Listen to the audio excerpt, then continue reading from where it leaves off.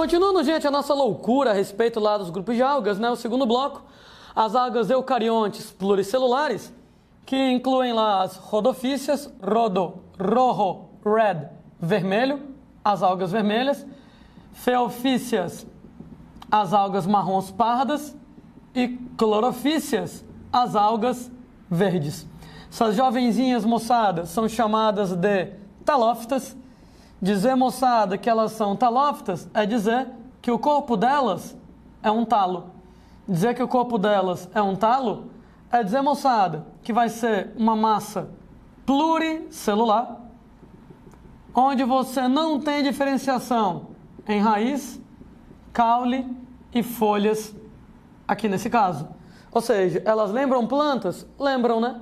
Mas, gente, elas não vão ter raiz, caule, nem folhas no corpo delas. O corpo delas chama talo. No lugar disso, elas apresentam a estrutura chamada de apressório. Gente, o apressório serve para fixar elas lá no fundo do mar, né? Daí seria semelhante a uma raiz.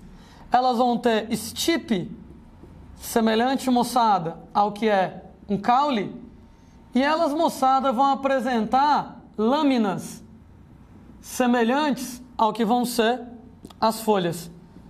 Daí, às vezes quando você observa uma determinada alga, você jura que ela tem raiz, caule e folha. Entretanto, raiz, caule e folha têm tecidos, enquanto que apressório, estipe e lâmina não têm tecidos.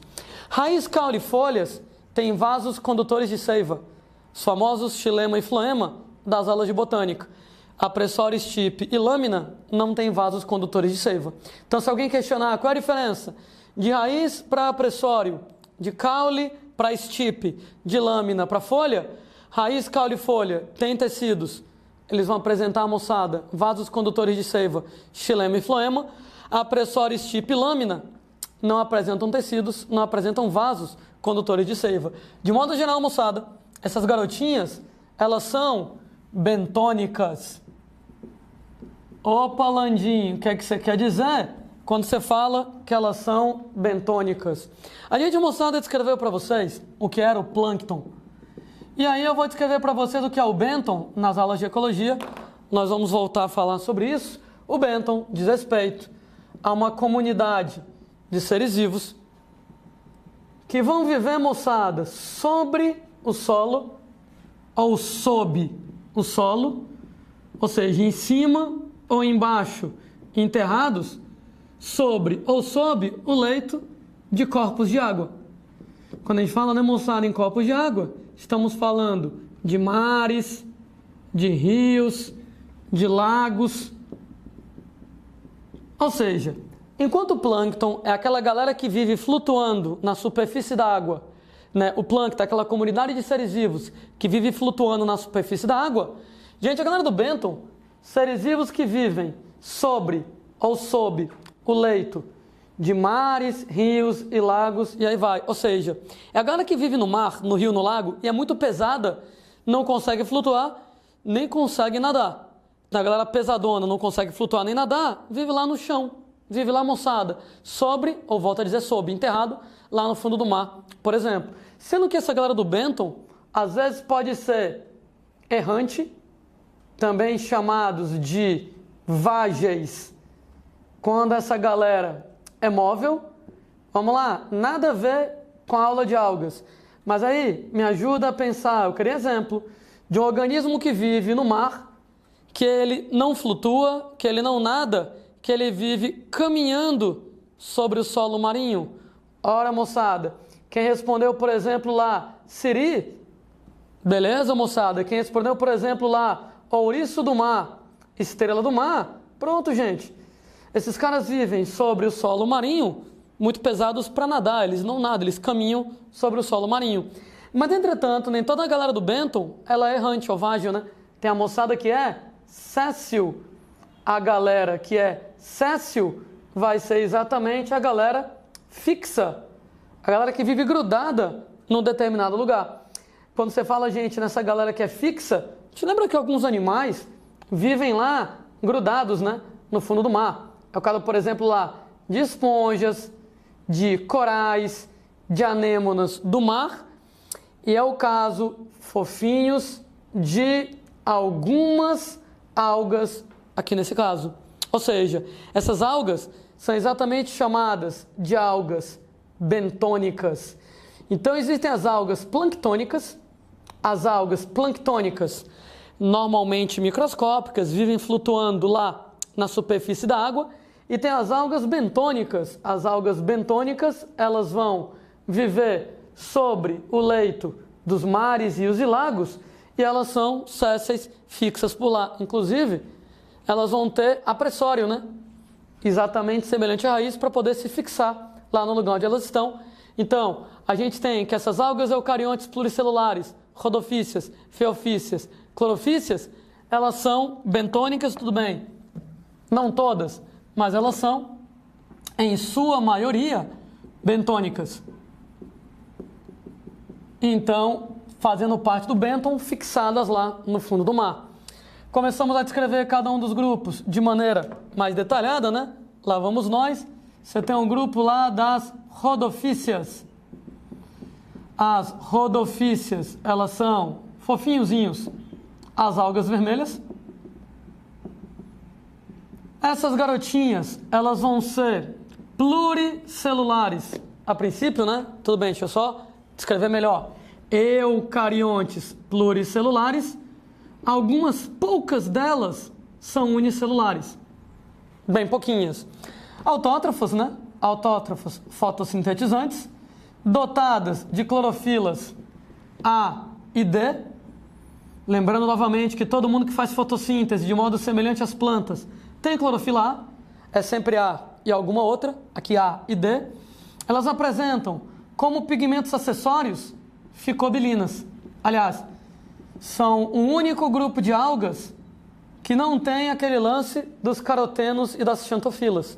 Então, em todas as outras algas, nós temos lá carotenos e xantofilas como pigmentos acessórios. Aqui você tem lá ficobilinas, né? Para quem não lembra lá, as ficobilinas também aparecem nas cianobactérias. Você tem lá ficocianina azul, mas principalmente ficoeritrina vermelho. Ciano quer dizer azul, eritro quer dizer vermelho, né? Ficoeritrina é o pigmento principal, daí exatamente elas são de cor avermelhada. Como material de reserva nutritiva, essas algas moçadas vão estar apresentando uma substância química chamada de amido das florídeas. Beleza. Lembra o amido? Mas não é igual quimicamente. Nós temos lá algumas diferenças em relação a amido e amido das florídeas. Claro que não nos interessa. Essas garotinhas moçadas, por exemplo, elas vão apresentar parede celular, sendo que essa parede celular ela vai ser constituída de celulose e agar e carragena. Para quem não lembra, né, pessoas? Agar e carragena eu estava discutindo, super utilizadas em algumas indústrias, né? Como material espessante, né, em sorvete, iogurte, geleia, né, shampoo, pasta de dente, maquiagem, né, utilizado lá, meios de cultura para bactérias, gel de eletroforese, extraídas então das algas do grupo das algas vermelhas aqui na parada. Essas garotinhas não apresentam flagelos de jeito nenhum, aliás, tá um comentário que é interessante? Isso aqui vai ser um único grupo de algas onde você não vai ter nenhuma célula flagelada. Nenhuma célula flagelada. O landim, nem os gametas. Pois é, né? Normalmente os gametas, eles são flagelados. Entretanto, nesse caso, nem os gametas. Tanto é que nesses caras, os gametas, eles vão se locomover através de pseudópodes. Ou seja, eu sei que é esquisito, né? Mas essas algas aqui, único grupo de algas que não tem nenhuma célula flagelada, nenhum gameta. Para o gameta masculino nadar, ele vai se locomover através de pseudópodes aqui na parada. Essas garotinhas, elas são basicamente gente lá de água salgada, né? Uma outra representante de água doce, né? mas principalmente de água salgada. Algumas representantes são até terrestres. Nesse caso, as terrestres, claro, vivendo em ambientes extremamente úmidos. Peculiaridades em relação a esse grupo de algas. Ora, apenas gostaria de lembrar para vocês da história lá da extração de ágara e carragena para a indústria alimentícia, de produtos de higiene pessoal e a importância delas em relação à alimentação, né? Lembrando lá que um exemplo de algas desse grupo, exatamente o nori, nome científico, Porphyra alguma coisa, que eu estava comentando que esse nori, Porphyra alguma coisa, é exatamente a alga do sushi, né? Então os fãs lá de culinária oriental, né, não podem odiar algas tanto assim, senão não existia lá a desgraça do sushi. Segundo grupo, gente, lá de algas pluricelulares, né, o filo das feofícias, feófita aqui na parada, fel marrom, feofícias, as algas pardas, as algas marrons. Essas garotinhas aqui, moçada, elas vão ser basicamente eucariontes pluricelulares, elas pessoas autótrofas fotossintetizantes, dotadas de clorofilas A e C, apresentando como pigmentos acessórios carotenos e xantofilas. Dos carotenos, destaque todo especial para a fucoxantina marrom, né? Daí, gente, elas são marrons, né? Algas pardas marrons, além delas apresentarem xantofilas também, né? Tava comentando, né? Tirando as algas vermelhas, tirando as rodofícias, as algas vermelhas, a gente tem que todas as outras algas apresentam carotenas e xantofilas. Inclusive, nas aulas de origem da vida, é possível que as rodofícias sejam as criaturas pluricelulares mais antigas que existem na natureza, né? Então, na origem da vida, o primeiro grupo de seres pluricelulares foram as algas, provavelmente aqui desse grupo. Por isso que elas são meio esquisitas, né? Elas vão lá, são as únicas que têm ficobilinas como pigmento acessório, são as únicas que não têm nenhuma célula flagelada, meio esquisitonas. Em relação já às algas marrons, as algas pardas, voltamos lá para os carotenos e xantofilas, como material de reserva nutritiva, laminarina, crisolaminarina, que são polissacarídeos, e moçada, óleos, né? Mais uma vez lembrando que os óleos são legais como material de reserva, porque diminuem a densidade e ajudam na flutuação. Nós temos pessoas que a parede celular dessas garotinhas, ela é constituída de celulose reforçada com alginina.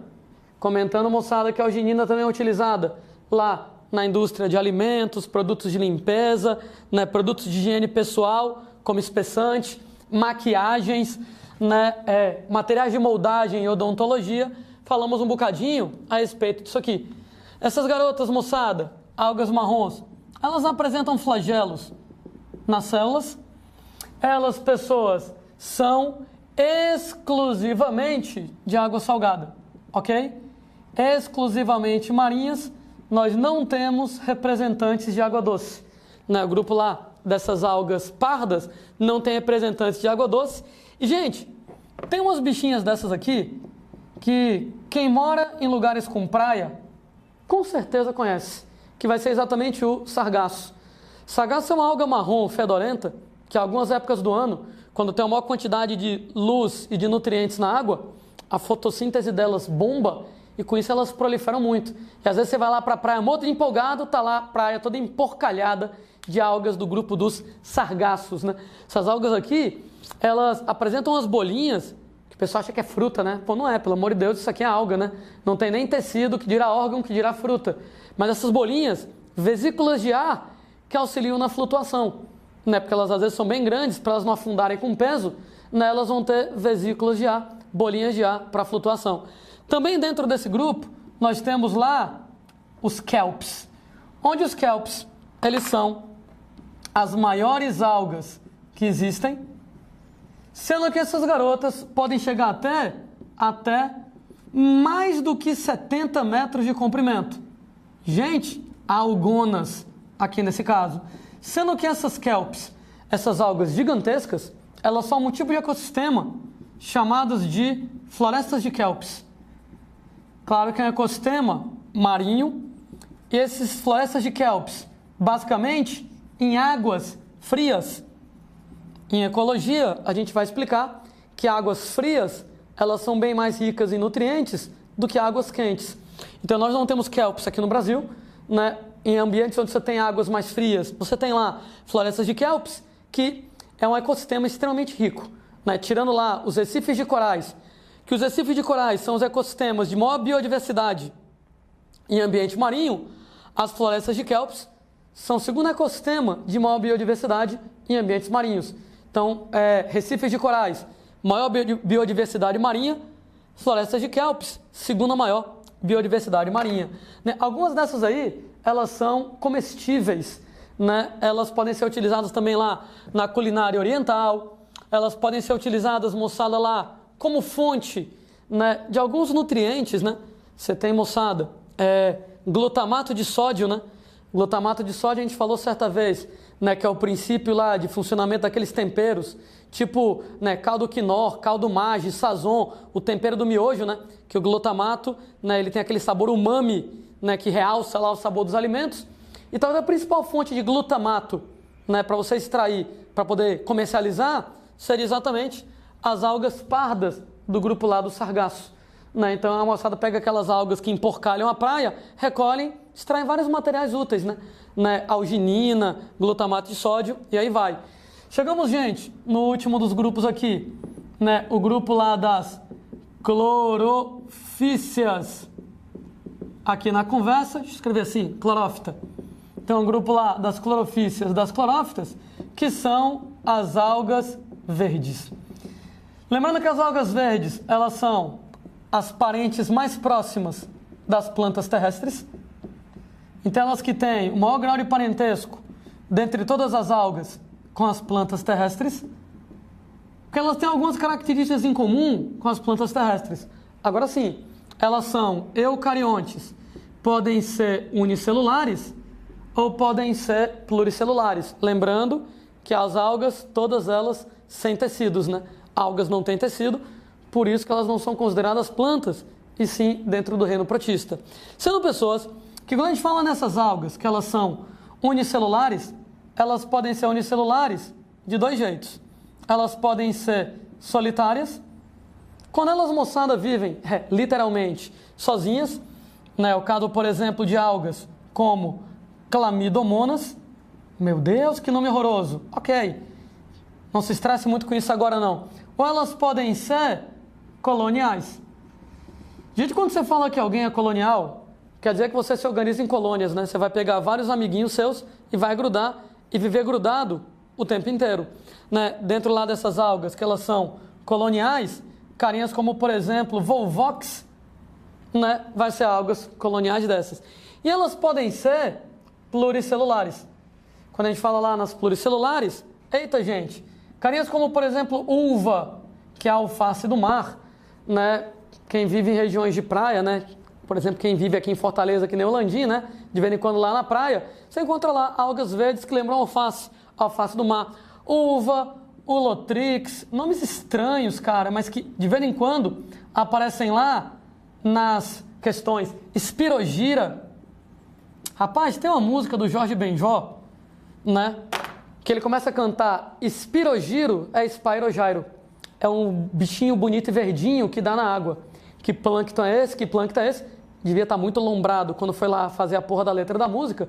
Não sei qual é a história. Mas, cara, essa letra lá do Jorge Benjó é uma nítida referência a algas. Espirogira é spirogyro, né? Spirogyro, né? Que ele inventou lá. É um bichinho bonito e verdinho, alga, que dá na água. Que plâncton é esse? Algas, moçada, relacionadas com plâncton. E aí vai. Tanto é, cara, que eu já vi, mais de uma vez, questões de vestibular, claro, vestibular tradicional, que bota lá a letra da música do Jorge Benjó, né, para poder usar como tema, como desculpa, para fazer questões lá a respeito de algas, né? Então, algas verdes aqui nas paradas. Bom, essas algas, gente, verdes, todas elas vão ser autótrofas, fotossintetizantes, né, elas vão ter um alto grau de parentesco com as plantas terrestres, porque tem as mesmas clorofilas que as plantas terrestres têm, clorofilas A e B, os mesmos pigmentos acessórios, carotenos e xantofilas, só para variar. Nós vamos ter, moçada, o mesmo material de reserva que a gente tem nas plantas terrestres, que é o amido. Aqui uma besteirinha, esse amido muitas vezes ele vai ser armazenado numa estrutura típica das clorofícias chamada de pirenoide, onde esse pirenoide é exatamente um agregado de amido que você tem dentro dos cloroplastos dessas algas. Um acúmulo de amido dentro lá dos cloroplastos desses grupos de algas verdes, que são as algas, claro, que a gente está discutindo agora. Né? Elas vão apresentar parede celular de celulose. Essa parede celular de celulose derivada de fragmoplastos. Né? Esse comentário eu já tinha feito antes. E é um comentário bem mais interessante, né? Por que diabos as algas verdes são consideradas as parentes mais próximas das plantas terrestres? Mesmo as clorofilas A e B, mesmo material de reserva, amido, parede celular formada de maneira semelhante através de fragmoplastos. Essas garotinhas aqui, moçada, elas vão apresentar flagelos, pelo menos, gente, em algumas células, né? Pelo menos lá nas células sexuais dessas garotinhas. E, gente, elas são principalmente de água doce. Apesar de elas serem de água doce principalmente, existem representantes de água salgada, com certeza, que nem lá uva, alface do mar, como eu estava mencionando. Existem representantes terrestres, né? Existem, inclusive, representantes terrestres se associando a fungos, formando estruturas chamadas de líquens, né? A gente tem lá que algumas vão estar formando líquens. A gente descreve depois com mais calma os líquens, exatamente associações entre algas e fungos, que tem importância ecológica da porra. Sendo pessoas que líquens, eles são terrestres nesse caso. Ô Landim, mas a alga não é aquática? Beleza, né? Uma das vantagens da alga se associar ao fungo é que o fungo absorve a umidade do ar. No que o fungo absorve a umidade do ar, dessa umidade para a alga. Então a alga, que a princípio deveria ser aquática, só consegue sobreviver em ambiente terrestre com a ajuda do fungo. O fungo absorve a umidade do ar, dá para a alga não desidratar, em troca a alga, autótrofa fotossintetizante, fabrica alimento e dá para o fungo se alimentar. Todo mundo fica feliz aí nesse caso. Né? Na apostila, nos PDFs, a gente vai ter um quadro que resume toda essa esculhambação que eu descrevi com vocês. De maneira que acho que vale a pena dar uma olhada lá nesse quadro resumo, se for o caso lá, para poder fixar quando você estiver estudando essa parada.